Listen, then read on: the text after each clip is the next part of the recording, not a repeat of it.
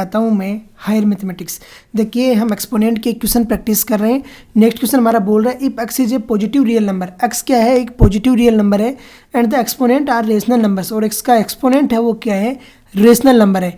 तो आपको प्रूव करना है कि एक्स की पावर ए अपॉन एक्स की पावर बी की पावर है A plus B minus C, X की पावर बी अपॉन एक्स की पावर सी, इसकी पावर है B plus C minus A, और एक्स की पावर सी अपॉन एक्स की पावर ए, इसकी पावर है C plus A minus B is equal to 1 आपको प्रूव करने के लिए बोल रहा है। तो देखिए कैसे सोल्व आउट करते हैं, किस तरीके से वैल्यू फाइंड आउट करते हैं। सॉल्यूशन,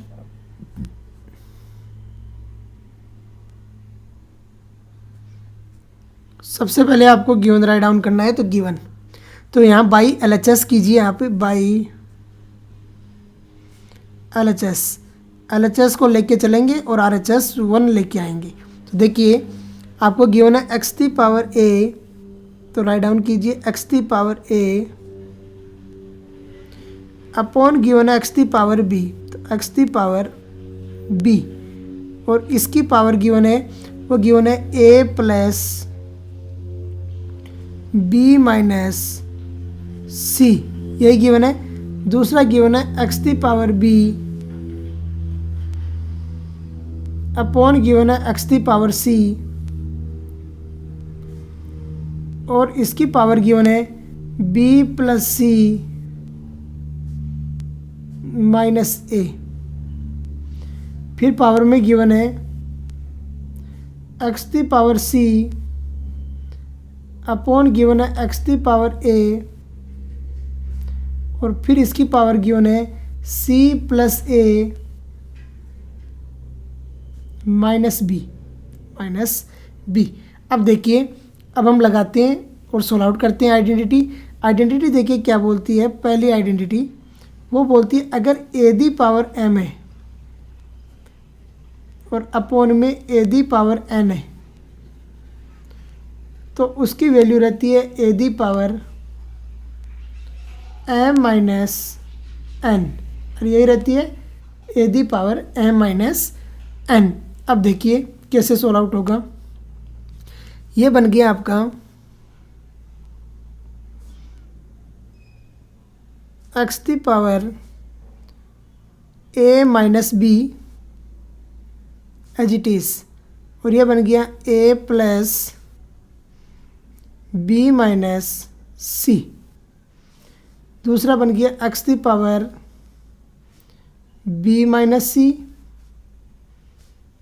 और इसके ऊपर बन गया B plus C minus A, और फिर बन गया X the power C minus A, और इसकी पावर में बन गया C plus A minus B. ये आपकी टोटल टर्म बन गई। अब करते हैं मल्टीप्लाई। तो देखिए एक बार आइडेंटिटी और लगाते हैं। आइडेंटिटी क्या बोलती है? देखिए ये बोलती है कि अगर x की पावर में a है और इसकी पावर में b है तो इसको लिखते हैं हम x की पावर a इंटू बी, अरे ऐसा ही लिखते हैं। तो यहाँ पर देखिए अब अप्लाई करते हैं इसको और सोल्व आउट करते हैं। तो देखिए क्या आता है और कैसे सोल्व आउट होता है।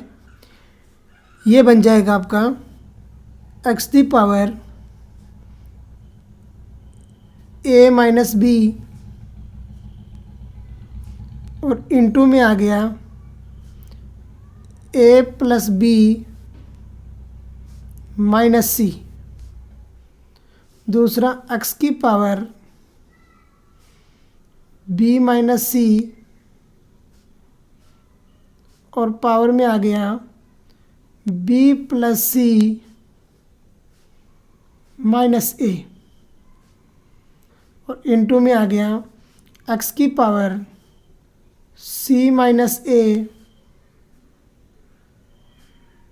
और इनटू में आ गया c plus A minus B. अरे आया नहीं आया। अब देखिए, अब सबको कीजिए मल्टीप्लिकेशन और सोल्व आउट करते हैं। तो क्या आता है देखिए, एक काम करते हैं, कंप्लीट को एक साथ मल्टीप्लाई करवाता हूँ। तो एक आइडेंटिटी और लिख देते हैं। आइडेंटिटी बोलती है कि x की पावर a इंटू है x की पावर b, अगर बेस इक्वल है, एडिशन में है, तो पावर क्या होती है, ऐड हो जाती है, ए प्लस बी हो जाएगा। आ गया ए प्लस बी।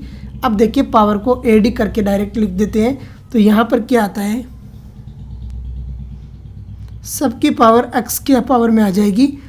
ए से ए मल्टीप्लिकेशन होगा तो ए स्क्वायर, ए से बी होगा तो प्लस का ए बी, और ए से सी होगा तो माइनस का ए सी, ध्यान रखिए।